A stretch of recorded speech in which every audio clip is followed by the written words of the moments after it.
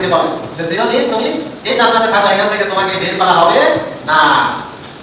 এখন জান্নাতীরা আমাদের সাথে গেটের মধ্যে বলতেছে, ও ভাই, দুনিয়াতে তো তোমাকে আমি দেখেছি, আমাকে তুমি দেখেছ, আমরা দুনিয়াতে হক পথে ছিলাম, যত দুঃখ কষ্ট এসেছে আমরা হক পথ থেকে বিচলিত হই নাই, ইসলামের পক্ষে ছিলাম, শরীয়তের পক্ষে ছিলাম, নবীর পক্ষে ছিলাম, আল্লাহর পক্ষে ছিলাম।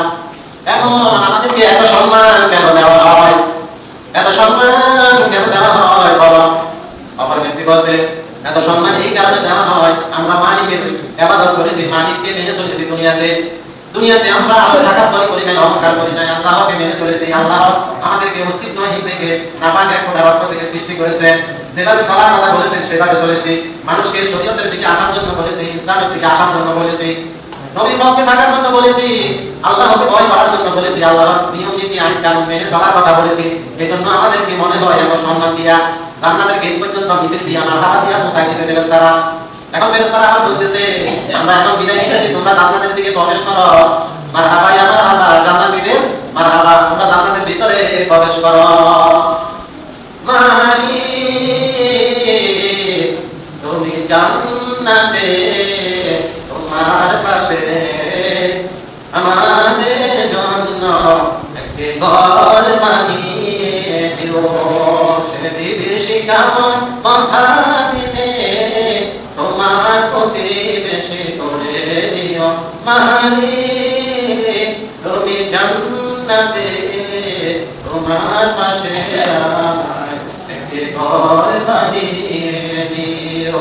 ও মুসলমানেরা, কোরআন সত্য হলে, হাদিস সত্য হলে অবশ্যই এই দিন একদিন আসবে, খুব দ্রুত আসবে। আমাদের চোখে চোখ যখন শীতল হয়ে যাবে, আমাদের শরীর যখন শীতল হয়ে যাবে, দুনিয়ার এই সময় ঘুরিয়ে যাবে, তখন কিন্তু অল্প সময়ের ভিতরে এই দিনটা আমরা দেখতে পাবো।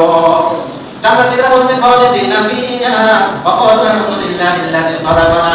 সেই আল্লাহর প্রশংসা করতেছি আর জান্নাতের দিকে চাইতেছি, যে আল্লাহ আমাদেরকে দুনিয়াতে কোরআনের মাধ্যমে ওয়াদা দিয়েছে। আল্লাহ ওয়াদা সত্য পরিণত করেছেন, আল্লাহ ওয়াদা সত্যে পরিণত হয়েছে, আল্লাহ তাআলা ওয়াদা করেছে আর ওয়াদা সত্য হয়েছে। এজন্য আমরা খুশি হইয়া আরো একবার আল্লাহকে ধন্যবাদ দিই। সবাই বলেন থ্যাংক ইউ। আল্লাহকে সবাই জান্নাতীরা বলতেছে কি থ্যাংক ইউ, খুব ভালো, থ্যাংক ইউ আল্লাহ, তোমাকে আবার ধন্যবাদ দিতেছি। আলহামদুলিল্লাহিল্লাযী, সমস্ত প্রশংসা তোমার। সাদাকানা, তুমি সত্য বলেছো, সত্য বলেছো। ওয়াদানা, তোমার ওয়াদা তুমি পালন করেছো, সত্য পরিণত করেছো। ওয়ারাসানা, আমাদেরকে এই ভূমির ওয়ারিশ করেছো। আরব মানে জমির ওয়ারিশ, মানে বাপের ওয়ারিশকে সন্তান, এই জান্নাতের ওয়ারিশ করেছো, এই জান্নাতের ওয়ারিশ করেছো। এজন্য আমরা খুবই খুশি আল্লাহ।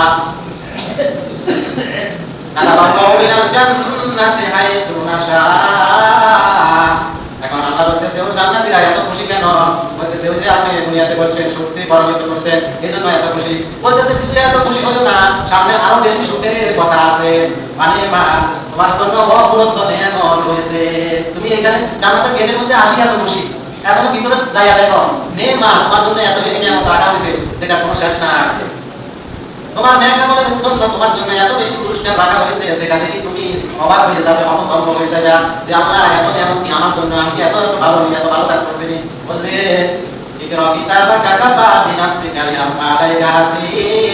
তোমার কিতাব পড়ে দেখো, তুমি ছিলা ইসলামের পক্ষে, তুমি ছিলা আল্লাহর পক্ষে, তুমি ছিলা রাসূলের পক্ষে, তুমি ছিলা শরীয়তের পক্ষে, তুমি ছিলা নবীর পক্ষে, আলেমদের পক্ষে।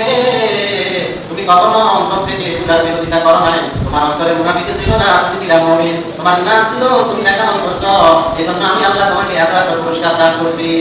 বলতে এত বেশি কেন? বলতে আমি যত বড় আমার পুরস্কারটাও তত বড়, আমি যত বড় আমার পুরস্কারটাও তত বেশি বড়। তাহলে আমরা মানুষের দেহের কোনো মূল্য না থাকতে পারে, কিন্তু আল্লাহ তাআলা মানুষের দেহের ভিতরে রূহ দান করছে।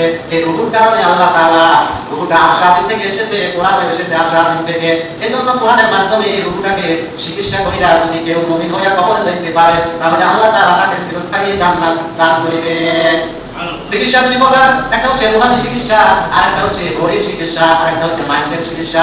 আপনার মাইন্ডে, মনের মধ্যে যেটা থাকবো দেহের মধ্যেও সেটা থাকতে পারে, ঠিক কিনা?